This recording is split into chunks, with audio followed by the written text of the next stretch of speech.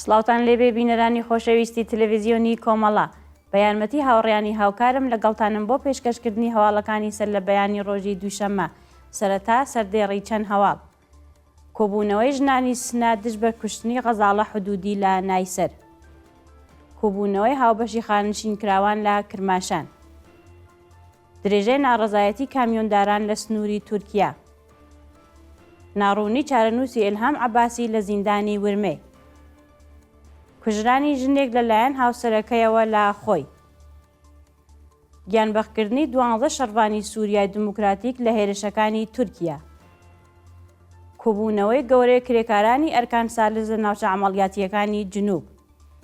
و ڕێپێوانی خانشینکراوانی سەنعەتی فولاد لە چەند شاری ئێران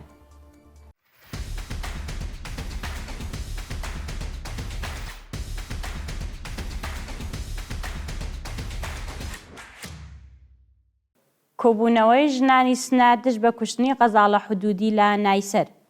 بەپێی هەواڵی گەیشت و ڕۆژی یەکشەممە 16 بەفرانبەر کۆمەڵێک لە ژنانی تێکۆشەری شاری سنە لە بەردەم ماڵی غەزاڵە حودودی کە چەند ڕۆژ لەمەوبەر لەلایەن داواکارەکەیەوە کوژرا کۆبوونەوە و توندوتێژی دژ بە ژنانیان مەحکوم کرد ژنانی بەشدار لەو کۆبوونەوە لە پەیامێکدا ڕایان گەیاند ژنکوژی تەنیا قەتڵی ژنان نییە بەڵکو کاریگەری سەخت لەسەر بنەماڵەکان و کۆمەڵگادا دەنێت ژنانی ناڕازی لە کۆتایی کۆبوونەوەکانیاندا خوازیاری پێدانی زانیاری زۆرتر بە کۆمەڵگا و دروستکردنی میکانیزمێک بۆ پێشگیری لە توندوتیژی دژ بە ژنان بوون شایانی باسە کە غەزاڵە حودودی تەمەن 27 ساڵ و خەڵکی یەکێک لە گوندەکانی قوروە کاتێک وەڵامی نای بە داواکارەکەیدا لە شوێنی کارەکەی لەلایەن بکوژەوە سووتێنرا و پاش چەند ڕۆژ بەستەری بوون لە نەخۆشخانە گیانی لەدەستا کۆبوونەوەی هاوبەشی خانشینکراوان لە کرماشان ڕۆژی یەکشەممە 16 بەفرانبەر خانشینکراوانی بەشە جیاوازەکانی کرماشان لە کۆبوونەوەیکی هاوبەشدا خوازیاری جێبەجێکردنی داخوازیەکانیان بوون بەپێی راپۆرتەکان خانشینکراوانی تامین نیشتیماعی کشوەری فەرهەنگی و مخابرات بە وتنەوەی دروشم خوازیاری کۆتایی هێنان بە سیاسەتی شەڕخوازانانە و بایەخدان بە دژیان و مەعیشەتی کرێکاران و چینی هەژاری کۆمەڵگا بوون خانشینکراوان لە بەیاننامەی کۆتاییدا خوازیاری ژیان لە کۆمەڵگایەکی شاد هەڵمژینی هەوای پاک دابینکردنی مەعیشەت و مەسکەنی شایانی زەحمەتکێشانی ئێران دابینکردنی دەرمانی خۆڕایی هاوسانسازی حەقدەست و سەرنجدان بە کێشە و گرفتەکانیان بوون درێژەی ناڕەزایەتی کامیۆنداران لە سنووری تورکیا کامیۆندارانی ڕۆژهەڵاتی کوردستان و ئێران ڕۆژی یەکشەممە 16 بەفرانبەر بۆ چەندەمین ڕۆژی بەردەوام لە سنووری تورکیامانیان گرت و خوازیاری چارەسەرکردنی کێشەکانیان بوون کامیۆندارانی ڕۆژهەڵاتی کوردستان و ئێران بە دوای دانانی یاسای تازای دەوڵەتی تورکیا بۆ وەرگرتنی باش لەسەر مەخزنی سوتەمەنیەکان لە سنووری ئەو وڵاتەمانیان گرتووە و داوا دەکەن دەوڵەت ئاسانکاریان بۆ بکات جێگای ئاماژەیە کە لە ڕۆژانی ڕابردوودا شۆفێرانی تاکسی میحوەری خۆی بۆ وانیش مانیان گرتبوو بە وتەی شۆفێرانی ناڕازی ئەو باڵهەڵگرانش کە لە وڵاتی تورکیا تێپەڕبوون لە سنووری بوڵغارستان گیریە ببورن لە سنووری بوڵغارستان گیریان خواردووە و دەوڵەتی ئەو وڵاتە سوتەمەنیان پێنادات ناڕوونی چارەنووسی ئیلهام عەباسی لە زیندانی ورمێ ناوەڕاستی مانگی خەزەڵوەری 1403 هەتاوی شارومەندێکی خەڵکی پینانشار بە ناوی ئیلهام عەباسی لەلایەن هێزە ئەمنیەتیەکانەوە دەست بەسەر و لەو کاتەوە چارەنووسی بە ناڕوونی ماوەتەوە بەپێی زانیاریەکان ئیلهام عەباسی بەبێ بەڵگەی قەزایی دەست بەسەر و بۆ گرتوخانەی ئیطلاعاتی ورمی ڕاگوێزراوە لەو ماوەیەدا بنەماڵە ئیلهام چەند جار سەردانی ناوەندە ئەمنی و قەزایەکانی پارێزگای ئازەربایجانی غەربیان کردووە بەڵام هیچ وەڵامێک لەسەر هۆکاری بەندکرانی ناوبراو وەرنەگرتووە و نیگەرانی دۆخی تەندروستی ئەو چالاکە مەدەنیەن کوژرانی ژنێک لەلایەن هاوسەرەکەیەوە لە خۆی ڕۆژی یەکشەممە 16 بەفرانبەر ژنێکی خەڵکی شارستانی خۆی کە ناسناوی ئاشکرا نەکراوە لەلایەن هاوسەرەکەیەوە بە شێوەیەکی وەحشیانە کوژرا بە وتەی هێزە ئینتیزامیەکانی شارستانی خۆی بکوژ بە بیانی و کێشەی خەزانی لە یەکێک لە گەڕەکەکانی شاری خۆی هێرشی کردوتە سەر هاوژینەکەی و بە چەقۆی کوشتوویە بەپێی زانیاریەکان بکوژ دەست بەسەر و ڕادەستی ناوەندە قەزایەکان کراوە گیانبەخکردنی 12 شەڕوانی سووریای دموکراتیک لە هێرشەکانی تورکیا ناوەندی ڕاگەیاندن و بڵاوکردنی زانیاری هێزەکانی سووریای دموکراتیک ڕۆژی یەکشەممە 16 بەفرانبار ڕایگەیاند. 12 شەڕوانیان لە بەرخۆدانی 2 ڕۆژی ڕابردوو لە محوەرەکانی کۆبانێ و منبێج گیانیان بەخت کردووە.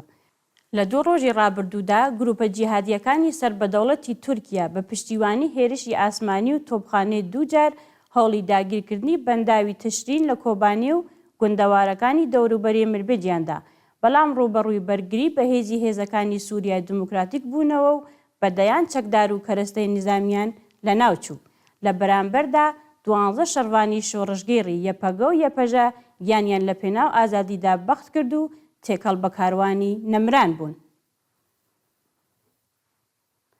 کۆبوونەوەی گەورەی کرێکارانی ئەرکان سالس ناوچە عەمەڵیاتیەکانی جنوب. ڕۆژی یەکشەممە 16 بەفرانبار کرێکارانی ئەرکان سالس شاغڵ لە ناوچە عەمەڵیاتیەکانی جنوب بۆ جارێکی دیکە دژ بە دۆخی خراپی پیشەیی و مەعیشەتی کۆبوونەوە. کرێکارانی ناڕازی لە کۆبوونەوەکانیاندا خوازیاری وەلانانی پەیمانکار، مافی دامەزراندنی ڕێکخراوەی سربەخۆ و مافی مانگرتن، کۆتایی هێنان بە سەرکوتی سیستماتیک، ساماندانی شۆفێرانی ئیجارەیی، بەڕێوەچوونی یاسای 14 ڕۆژکار، 14 ڕۆژ پشودان، زیادکردنی حەقدەست بە پێ ڕێژەی هەڵاوسان، وەلانانی جیاوازی، دابینکردنی ئیمکاناتی ڕفاهی و بیمەی دەرمانی، کۆتایی هێنان بە دەستێوەردانەکانی دەوڵەت لە سندوقی خانەنشینی، هاوسانسازی حەقدەست و بەکردەوە دەرهاتنی گەڵاڵەی ڕێزبەندی پیشەکان بوون. ناڕەزایەتی کرێکارانی شاغڵ لە پرۆژەی گەشتیاری لیپار لە چابەهار.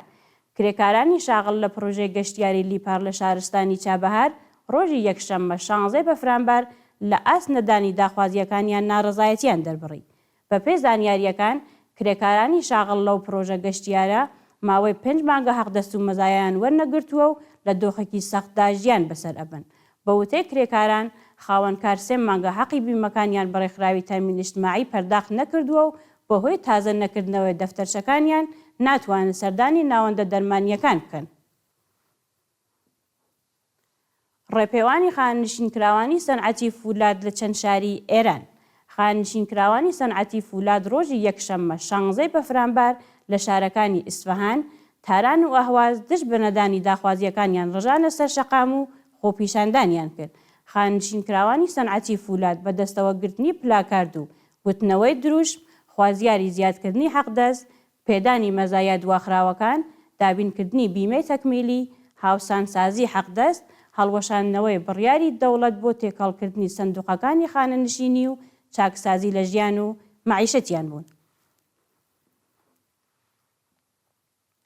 کۆبوونەوەی کرێکارانی شارەداری لە ساری. ڕۆژی یەکشەممە 16 بەفرانبار کرێکارانی شاغڵ لە شارەوانی ساری دژ بە نەدانی داخوازیەکانیان لە بەردەم ئەو ناوەندە دەوڵەتیە کۆبوونەوە. بە پێی زانیاریەکان 6,000 کرێکاری شارەداری ساری ماوەی 3 مانگە حەقدەستیان وەرنەگرتووە و لە دۆخێکی خراپی مەعیشەتیدا دەژین. بە وتەی کرێکاران، شەوی یەڵدا چاوەڕێی پەرداختی حەقدەستەکانیان بوون تاکو بتوانن کرێخانوەکانیان بدەن و کەلوپەلی پێویست بۆ بنەماڵەکانیان دابینکەن، بەڵام خاوەنکار لە دانی داخوازیەکانیان خۆی بوارد و شەرمەندەی خێزانەکانیان بوون. ناڕەزایەتی کرێکارانی خوازیاری مەسکەنی میلی لە ئەهواز. کرێکارانی نێشەکەری حەوت تەپە و بەشەکانی دیکەی خوزستان کە خوازیاری پێدانی مەسکەنی میلین ڕۆژی یەکشەممە 16 بەفرانبار لە بەردەم ئوستانداری خوزستان کۆبوونەوە. کرێکارانی ناڕازی بە وتنەوەی دروشم، خوازیاری دیاریکردنی کاتی تەواوکردنی پرۆژەکە و ڕێگری لە چوونەسەرەوەی نرخەکان بوون. کرێکاران ڕایانگەیان ماوەیەکی زۆرە پارەیان داوە و ناویان تۆمار کردووە، بەڵام ئێستا خاوەن پرۆژەکە داوای پارەی زۆرتریان لێ دەکات و کاتی ڕادەستکردنی خانوەکانیش دیار نییە. شایانی باسە کە شۆرای ڕێکخستنی ناڕەزایەتی کرێکارانی سەنعەتی نەوت لە ڕاگەیاندنێکدا پشتیوانی خۆی لە کرێکارانی خوازیاری مەسکەنی میلی ڕاگەیاندووە. و دوایین هەواڵمان سەبارەتە با لە سێدارەدانی 2 بەندکراو لە بەندیخانەکانی شیراز و سمنان. لە ڕۆژانی ڕابردوودا 2 بەندکراو بە تۆمەتەکانی کوشتنی بە ئەنقەست و پەیوەندیدار بە مادەی هۆشبەر لە زیندانەکانی شیراز و سمنان لە سێدارە دراون. بەپێی راپۆرتی کانونی مافی مرۆڤی ئێران، بەندکراوێک بە ناوی خەلیل عاڵزهی تەمەن 45 ساڵ و خێزاندار بە تۆمەتی پەیوەندیدار بە مادەی هۆشبەر لە بەندیخانەی عادڵابادی شیراز لە سێدارە دراوە. هەروەها بەندکراوێکی دیکە بە ناوی وەلیۆڵا کەماڵپور تەمەن 40 ساڵ بە تۆمەتی کوشتنی بانقەز لە زیندانی ناوەندی سمنان ئیعدام کراوە.